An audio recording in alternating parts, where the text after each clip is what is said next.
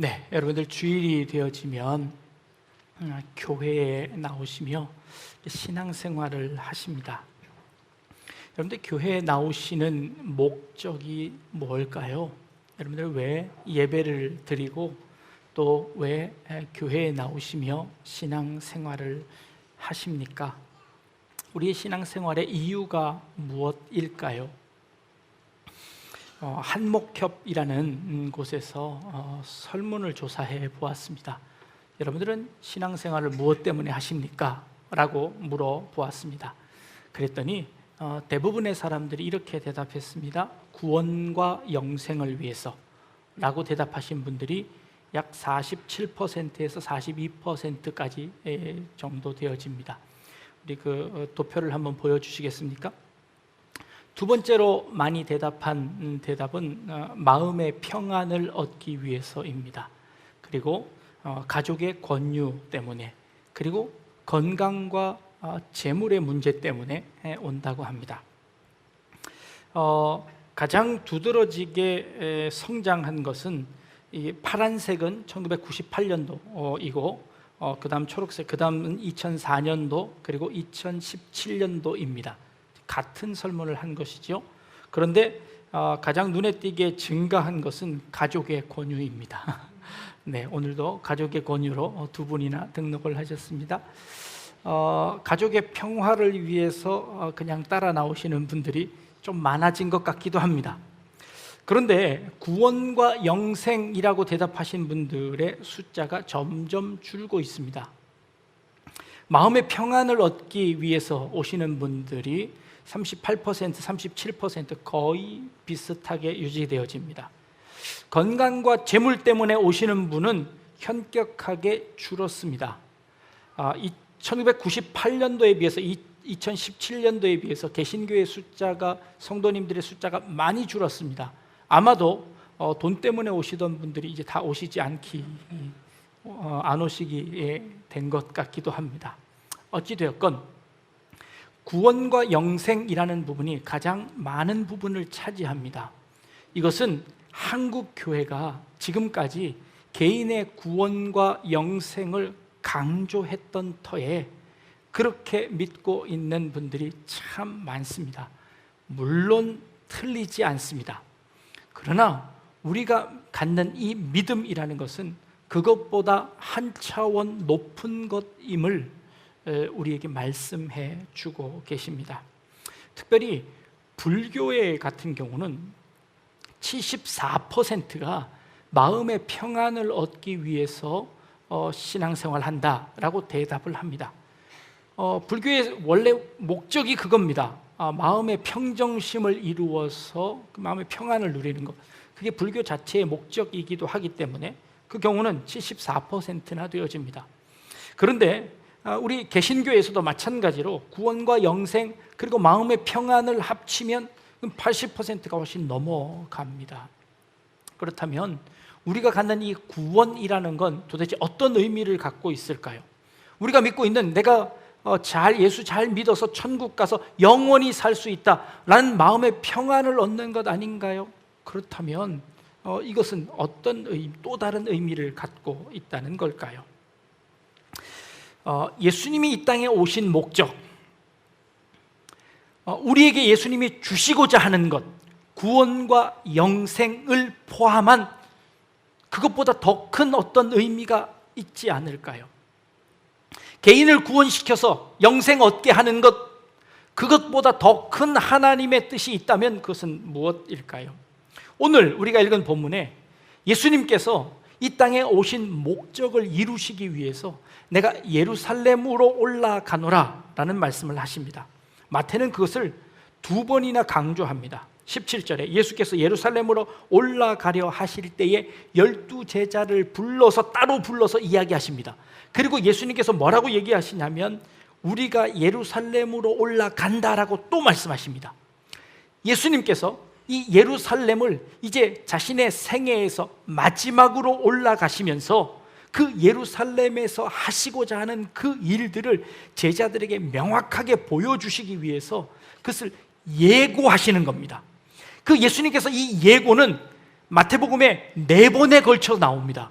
근데 그 4번 중에서 가장 자세하게 언급되어지고 있는 것이 지금 이 3번째 언급되어지고 있는 이 오늘 우리가 읽은 본문에 해당되는 겁니다. 예수님께서 과연 예루살렘에 올라가셔서 하실 일이라는 것이 무엇이기에, 그것이 왜 그렇게 중요하기에 예수님께서 4번이나 거듭 말씀하셨을까요? 예루살렘이라는 곳은 굉장히 상징적인 곳입니다. 제가 몇 주 전 설교에서 에덴에서부터 예루살렘까지의 역사를, 구약 성경을 전체 역사를 통해서 한번 정리를 했습니다. 하나님께서 에덴에 낙원을 창설하시고 거기에 아담과 하와를 만드셨습니다. 그런데 죄로 인해서 그곳에서 쫓겨났지요. 그래서 그 에덴 동산을 회복하기 위해서 하나님께서 어떻게 하셨는지, 그리고 그 에덴 동산이 어떻게 예루살렘과 연결되어지고 그것이 새하늘과 새 땅과 연결되어지는 그 일련의 역사를 한번 말씀드렸습니다. 그러면서 그 중심에 예루살렘이라는 곳이 있다고 말씀드렸습니다. 그리고 그 예루살렘은 지정학적으로도 유럽과 아시아와 아프리카 대륙을 연결하는 그 중심에 예루살렘이 있다고 말씀드렸습니다. 예루살렘은 이렇게 그 온 우주 역사의 중심에 있는 곳입니다. 그런데 그 예루살렘이 지금 로마에 의해서 완전히 점령당하고 말았습니다. 그 예루살렘 가운데 있던 성전에는 유대인들이 혐오하는 돼지를 잡아다가 그곳에서 제사를 지냈습니다. 그리고 그 하나님의 법궤를 없애버리고 거기다가 제우스 신상을 세워놓고 로마의 황제를 세워놓고 거기 황제를 숭배하는 그런 제사를 예루살렘 성전 안에서 드렸습니다. 이스라엘 백성들은 그 예루살렘 성을 탈환하기 위해서 얼마나 민족적인 투쟁이 있었는지 모릅니다. 실제로 그것이 효과를 거두어서 예루살렘을 한번 탈환하기도 합니다. 그러나 로마의 힘에 의해서 다시 예루살렘은 그들에게 빼앗겨 버리고 말지요. 그런데 그 예루살렘을 지금 예수님께서 올라가시려고 하는 겁니다. 그러면 예루살렘에 올라가셔서 예수님은 무엇 하시려고 예루살렘에 올라가시려고 할까요? 이 예루살렘을 탈환하려는 이 시도는 그 이후에 예수를 믿는 그 기독교에 의해서 AD 333년 로마가 그리스도교를 공식적으로 인정한 이후서부터 이 기독교가 로마를 점령해버렸습니다. 그래서 로마 전체가 기독교 국가가 되어져 버립니다. 기독교가 온 세계를 다스리게 되었습니다. 그런데 그것이 얼마 가지 못해서 로마는 다시 동로마와 서로마로 갈라지게 되어집니다. 그때쯤 되었을 때 이 로마의 교황은 십자군을 일으킵니다. 십자군을 일으켜서 그 빼앗겼던 그 로마의 영광을 다시 회복하기 위하여서 이 십자군을 통하여서 예루살렘을 다시 한번 점령하려고 군사를 일으킵니다. 이 1차 십자군 전쟁의 명목상의 이유는 순례자들의 안전을 지키는 것이었습니다. 그러나 그 내부적인 목적은 동로마와 서로마가 갈라져 있는 그 상태에서 이 로마 교황이 군사를 일으켜서 그 힘으로 말미암아 로마를 다시 한번 하나로 뭉치고 전 세계를 다스릴 수 있는 그런 힘을 가지기 위해서 십자군을 일으켰습니다. 1차는 성공했지요. 그러나 2차, 3차 계속되어지는 그 전쟁 속에서 결국에 그 예루살렘 성을 빼앗기고 말아버립니다. 현재도 예루살렘에는 이슬람 사원이 건축되어져 있습니다. 황금 돔이 있어서 회교도의 사원이 예루살렘 성전 자리에 떡하니 버티고 있습니다. 현재 이스라엘은 그 예루살렘을 회복하기 위해서 텔아비브에서 수도를 예루살렘으로 이전했습니다. 여기에 미국이 동조해서 예루살렘으로 미국 대사관을 옮겼습니다. 세계가 주목하고 있습니다. 이제 전쟁이 촉발되어질 그 어려움 가운데 이 위기를 겪고 있는데 이스라엘은 예루살렘을 회복하는 것이 그들의 목적입니다. 그래서 그 예루살렘을 회복해서 뭘 하겠다는 겁니까? 세상에 힘을 가지겠다는 것이지요. 그들의 옛 영광을 꿈꾸는 것입니다. 그들의 옛 영광을 회복하는 것이 그들의 목적입니다. 그래서 그들은 명목상 이슬람과 전쟁을 합니다.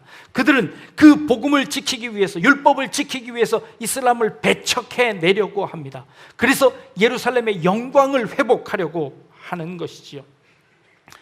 요즘 들어서 한국교회가 연합운동을 합니다. 한국 교회에 보수단체와 그리고 진보단체와 여러 단체들이 있습니다. 그런데 그 단체들이 요즘 하나 되려고 합니다. 그런데 그 하나 되는 그 구심점이 무엇이냐면 동성애와 이슬람입니다. 동성애를 몰아내고 이슬람이 한국에 들어오는 것을 막기 위해서 한국에 있는 모든 교회가 힘을 합쳐서 하나 되자고 합니다. 그 취지와 그 뜻은 충분히 이해합니다. 그것이 하나님 보시기에 악한 것이라는 것을 압니다. 그러나 그 모습이 어쩌면 이 십자군 전쟁과 유사해 보이는 것은 왜일까요? 이스라엘을 회복하려는 그 야심 속에 담겨져 있는 그들의 욕심은 감추어 버리고 그 욕심을 뒤엎는 그 적을 만들어 그 적에게 모든 화살을 내뿜어서 나는 온전하다고 여기며 그들에게 모든 화살을 돌리며 자기를 방어하는 것이지요. 마치 이 예루살렘을 회복하러 가려고 하는 그들 가운데 이 제자들이 예수님에게 와서 그 예루살렘을 회복해야 하는 진짜 이유는 감추어 놓고 표면상 드러나고 있는 그 로마의 속국에서 벗어나고자 하는 그 이유를 대며 결국에는 그 로마가 예수님이 그 로마를 점령하면 그곳에서 한 자리 얻기 위한 그 속마음은 감추어 놓고 겉으로 드러나 있는 그것들을 통해서 자신의 죄를 감추고 있는 그런 모습들을 보는 겁니다. 이슬람에 의해서 동성애에 의해서 교회가 절대 무너지지 않습니다. 동성애 때문에 이슬람 때문에 우리 한국교회가 절대 무너지지 않습니다. 한국교회가 무너지는 것은 내부의 죄 때문이고 내부의 잘못 때문이고 우리의 죄 때문이지 결코 외부의 적 때문에 교회가 무너진 적은 한 번도 없었습니다. 우리는 그 외부의 적을 향하여서 우리의 화살을 돌리며 우리의 내부에 있는 모든 죄를 그냥 덮으려고 합니다. 오히려 우리가 가진 죄가 얼마나 더 많은지를 주님 앞에 고백하고 내어놓는 것이 훨씬 먼저이어야 한다는 것이지요. 예루살렘을 회복한다는 그 명목하에 그들이 감추고 있는 그들의 속내를 드러내는 것이지요. 예수님께서는 3번 이 고난 받으셔야 하는 것, 예루살렘에 올라가시는 이유를 설명하셨습니다. 아니, 이 마태복음에 총 4번이 나오는데 첫 번째는 마태복음 16장에 나옵니다. 베드로가 신앙 고백을 하지요. 주는 그리스도시요 살아계신 하나님의 아들이십니다 라고 고백하지요. 그랬더니 예수님께서 그 고백 위에 내가 교회를 세우리라 말씀하시고 내가 고난받아야 될 것을 예고하십니다. 그러자 베드로가 이렇게 이야기합니다. 예수님을 꾸짖으면서 예수님 그런 말씀하지 마십시오. 예수님께서 지금 우리와 함께 예루살렘으로 들어가서 거기서 하나님의 나라를 세우셔야 하는데 죽다니요 그게 무슨 말씀이십니까? 하고 예수님을 꾸짖었습니다.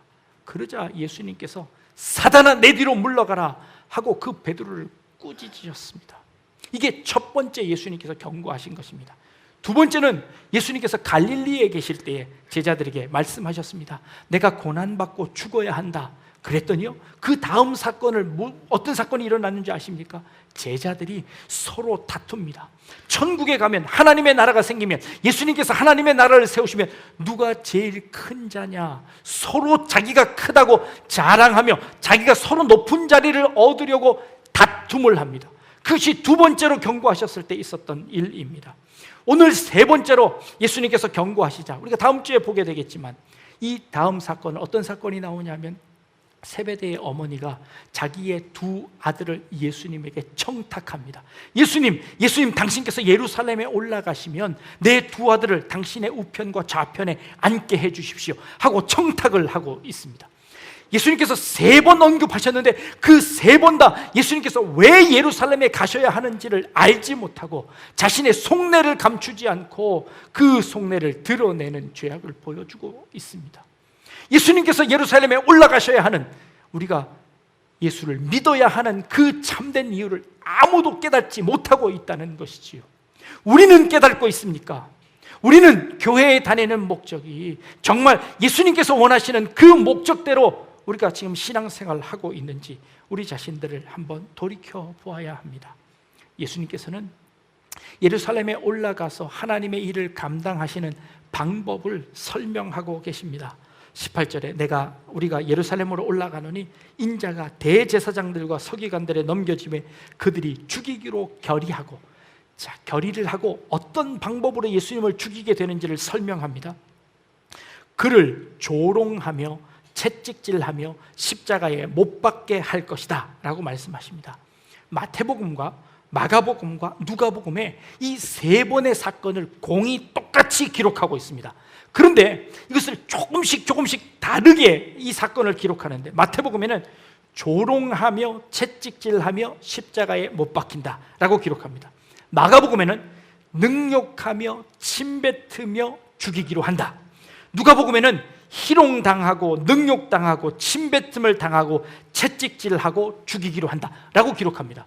여러분, 이 차이점을 인식하셨나요? 마태복음에 조롱한다는 이 한 단어를 조롱과 능욕과 희롱과 침뱉음이라는 것으로 각각 나누어서 더 확장시켜서 설명하고 있습니다. 예수님께서 이 일을 위해서, 예루살렘을 회복하기 위해서 예루살렘에 가시는 목적이 조롱당하고 능욕당하고 침뱉고 희롱당하기 위해서 예루살렘에 올라간다는 겁니다. 그렇다면 우리가 예수 믿는다는 것이 이렇게 조롱당하고 희롱당하는 것일까요? 예수님은 그것을 위해서 가셨을까요? 예수님이 이렇게 당하시는 이유가 무엇일까요? 예수님께서 이런 일을 자초하시는 이유가 뭘까요? 이것이 예루살렘으로 올라가시는 이유이고 우리가 예수를 믿는 이유여야 합니다. 이 말씀은 이사야 53장 4절부터 5절 말씀과 연관지어서 설명할 수 있습니다. 이사야 53장 4절에 보니까 그는 실로 우리의 질고를 지고 우리의 슬픔을 당하였거늘 우리는 생각하기를 그는 징벌을 받아 하나님께 맞으며 고난을 당한다 하였노라 라고 생각했습니다. 이사야가 생각해 예수님께서 고난을 당하면 그것은 그가 하나님께로부터 징계를 당한다고 생각한 것이었습니다. 그런데 그것이 아니라는 겁니다. 5절 말씀에 그가 찔림은 우리의 허물 때문이고 그가 상함은 우리의 죄악 때문이고 그가 징계를 받음으로 우리가 평화를 누리고 그가 채찍에 맞음으로 우리가 나음을 받았도다 라고 설명하고 있습니다. 예수님의 고난과 예수님의 채찍과 그 예수님의 희롱당함이 우리의 죄 때문임을 고발하고 있는 것입니다. 그렇다면 지금 예수님께서 침뱉고 희롱당하고 조롱당하는 이유가 뭐냐면 우리의 죄를 드러내기 위함이다 라고 설명해 주는 것이지요. 예수님께서 예루살렘으로 올라가셔서 그렇게 조롱당하고 있는 것은 예수님께서 당하셔야 될 게 아니라 우리가 당해야 할 우리의 죄악 때문에 그렇게 당하고 계시다는 것을 깨닫게 하기 위해서입니다. 우리의 죄악을 드러내시기 위해서 예수님께서 그렇게 고통을 당하고 계시다는 겁니다. 예수님의 그 사건을 볼 때마다 우리 자신을 돌이켜 보아 우리가 그런 죄를 짓고 있는 죄인이라는 것을 고백하게 하시는 것이라는 겁니다. 지금 이 예루살렘의 지도자들은 예수님을 향하여서, 그 민족의 지도자들은 로마를 향하여서 모든 화살을 돌리며 자신의 죄는 마치 하나도 없는 것처럼, 마치 하나님의 나라를 이루기 위해서는 저 세력들만, 로마의 세력들만 몰아내면 하나님의 나라가 이루어지는 것처럼, 예루살렘에 가서 그 예루살렘을 회복하기만 하면 그 하나님의 나라가 이루어지는 것처럼 생각하고 자신의 죄는 싹 감추어 버리고 그 겉으로 드러난 표면적인 일들만 이야기하고 있다는 것이지요. 우리가 동성애를 향하여 목소리를 높이지만 사실은 동성애 죄보다 이성에 있는 사람들이 불륜을 저지르는 죄가 훨씬 더 많다는 것 우리가 알고 있지 않습니까? 그럼에도 불구하고 거기에 대해서는 한마디도 이야기하지 아니하며 동성애에 대해서 우리는 화살을 돌립니다. 그들을 향하여서 그들을 지적하고 그들을 정죄하는 순간 나는 마치 의인이 된 것처럼 생각합니다. 이슬람 세력을 배격하고 그들을 몰아내면 나는 순결해지는 것처럼 생각하고 있습니다. 아니요, 그것보다 우리가 더 죄악되고 그들보다 오히려 우리가 더 부패하고 죄악된 사람이라는 것을 예수님의 십자가를 통해서 드러내는 겁니다.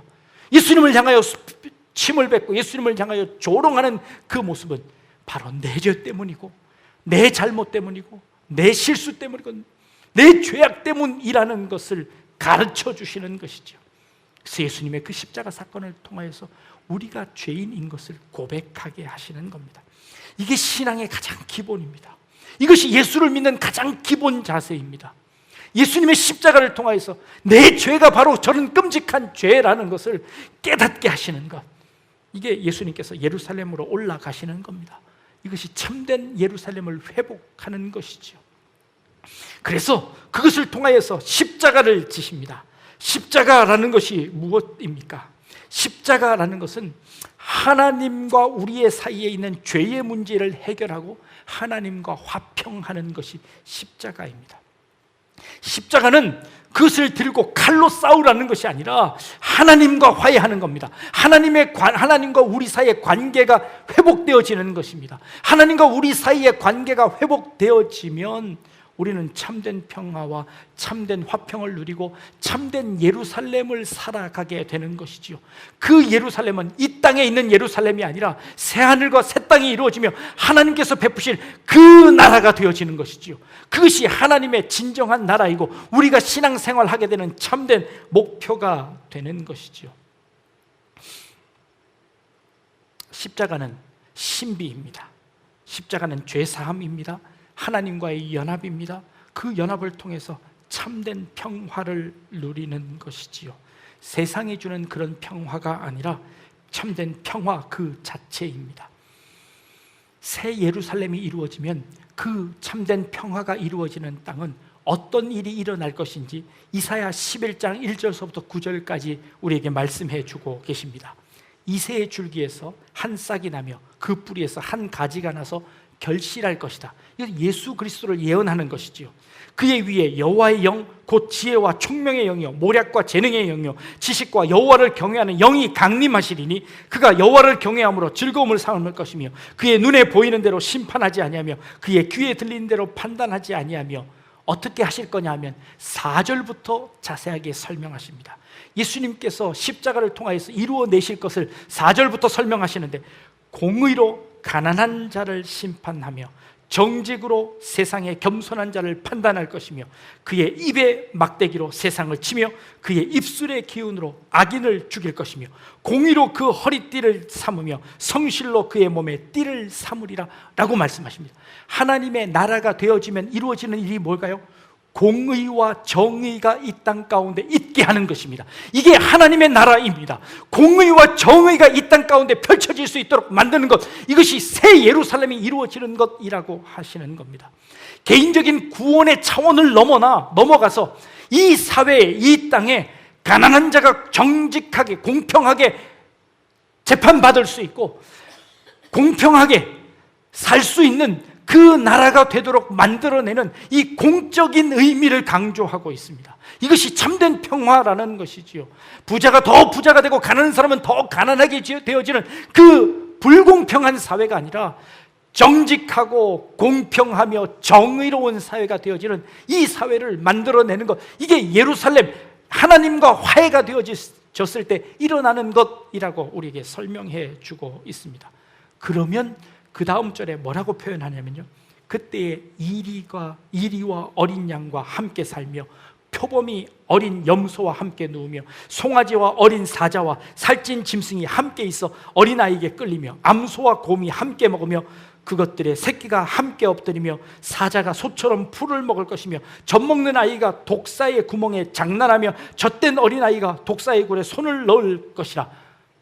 내 거룩한 산 모든 곳에서 해됨도 없고 상함도 없을 것이니 라고 고백합니다. 이게 평화입니다. 이게 참된 평화 그 자체이지요. 약육강식의 세상이 아니라 그 사자와 어린 양이 함께 뛰노니다. 독사의 굴 속에 손을 집어넣어도 해함을 받지 않습니다. 이런 나라가 참된 평화의 나라라는 것이지요. 이게 바로 공평과 정의가 있는 나라입니다. 이게 하나님의 나라이고 예수님께서 예루살렘에 올라가셔서 하시고자 하는 일이 바로 이 일이었다라고 이야기하고 있습니다. 이렇게 되면 이사야서 11장 9절입니다. 이는 물이 바다를 덮음같이 여호와를 아는 지식이 세상에 충만할 것임이니라 라고 말씀하십니다. 예수님께서 예루살렘에 올라가시는 목적이 이겁니다. 물이 바다를 덮음같이 여호와를 아는 지식이 이 세상 가운데 충만하게 되는 그날을 위하여서 이 온 땅이 하나님의 땅임을 선포하게 되고 이 온 땅이 하나님의 나라임을 선포하게 되어지는 그 나라, 그 때를 새 예루살렘과 새 땅이 임하는 그 시절이라고 말씀하십니다. 예루살렘에 올라가시는 이유는 바로 그 나라를 이루기 위하심이라는 것이죠. 개인의 구원이 중요합니다. 그것이 틀리지 않았습니다. 그러나 그것보다 더 큰 하나님의 뜻은 이 온 땅이 하나님의 땅임을 선포하는 것이고, 이곳에 하나님을 아는 지식이 온 땅 가운데 충만하게 만들어내시는 것, 하나님의 나라가 되어지도록 만들어내는 것, 이것이 하나님의 뜻이라는 것이고, 이것이 우리가 신앙생활해야 하는 이유라는 것이죠. 그렇다면 우리가 이 온 땅이 하나님의 땅임을 선포하며 살아가야 하는 우리 성도들이 해야 하는 일은 무엇인가요? 내가 살고 있는 그 땅이 하나님의 땅이 되도록 만들어야죠. 하나님의 공의가 내가 살고 있는 그 집 가운데, 내가 일하고 있는 그 직장 가운데 하나님의 공의가 이루어지도록, 정의가 이루어지도록, 공평하게 살아가는 세상이 되도록 만들어내는 것, 이것이 하나님의 나라를 만들어가는 것이다 라고 우리에게 말씀하고 계십니다. 사람들을 배척해내고 우리들만의 성을 만들어내고 그들을 비난하고 그들에게 화살을 돌림으로 말미암아 내 죄를 덮어버리는 것처럼, 내 죄를 묻어버리는 것처럼 하는 그런 것이 아니라, 내가 죄인임을 깨닫고 하나님의 나라를 위하여서 내가 서 있는 그곳에서 회개하고 다시 일어서서 정의롭게 공의롭게 그 세상을 만들어가는 것, 이게 참된 하나님의 나라가 이 땅 가운데 이루어지는 것이다 라고 말씀하시며, 그리고 그 일을 위하여서 예수님께서는 십자가를 지시고 하나님과 화평되도록 우리를 만들어내시고 계시다는 겁니다. 약대중앙교회에 속한 우리 모든 성도님들, 하나님을 아는 지식이 온 땅 가운데 충만하게 되기를 위하여 내가 서 있는 이곳에서 내가 하나님을 올바로 알고 내가 신앙생활하는 참된 목표를 깨달아 내가 서 있는 이곳이 하나님의 나라 새 예루살렘, 하나님의 새 땅이 되도록 만들어내며 하나님의 나라를 이루어낼 수 있는 그런 우리 약대중앙교회 성도님들 다 되시기를 주님의 이름으로 축복합니다. 기도하겠습니다. 물이 바다를 덮음같이 여호와를 아는 지식이 이 세상에 충만하게 되어지기를 소원합니다. 그 일을 위하여 내가 서 있는 이곳이, 내가 일하는 그곳이 하나님의 땅임을 선포하고 하나님의 방법대로 살아낼 수 있도록 하시고 하나님이 원하시는 뜻대로 살아낼 수 있는 저희들의 삶이 될 수 있도록 인도하여 주옵소서. 감사드리며 예수님의 이름으로 기도합니다. 아멘.